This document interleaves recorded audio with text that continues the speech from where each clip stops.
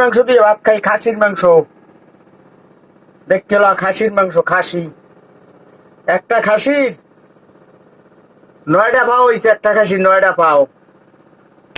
আজগো আমি যেই খাসি দিয়া ভাত খাই এরা বনের বড় রাজা, এই রাজা দিয়ে আজগো খাওয়া হইতে আছে।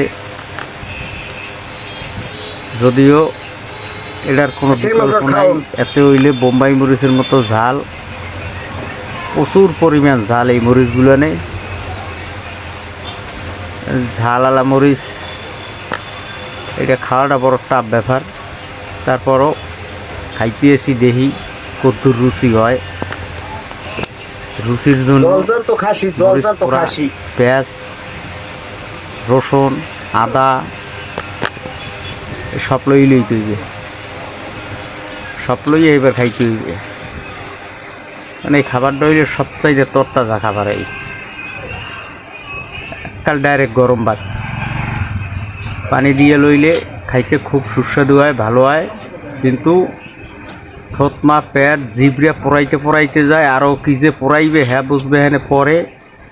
এখন তো আগে খাইয়া লই, আগে খাওন পরের চিনতে পরে। মানে এই ঝালালা মরিচ খাওয়াটা এহিনের কথা না।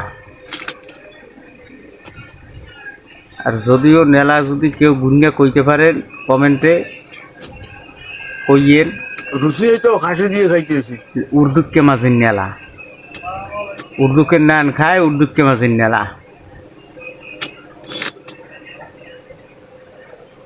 কারণ মাছের যে দাম, ডিমের যে দাম, ইয়ের সাথে সবথেকে ভালো খাবার হয়েছে এই মরিচ, ঝালালা শুকনো মরিচ।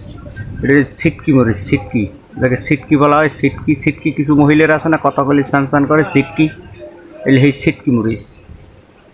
মানে ছিটকি মরিচ একটা খাইলে হেইয়েতেই কলজমিল হুদ্ধ পড়ায়। আর 9 ঘন্টা লই লইস যাওয়ায় ওইবি। যতক্ষণ পারমু অতক্ষণ খামু, যেকালে ভেটকি দিয়ে পড়মু দেখতে পারবেন। কারণ চোহে নাই হবাই কাল গরম হইয়াইস, আটটার মতো আর কায়দা নাই।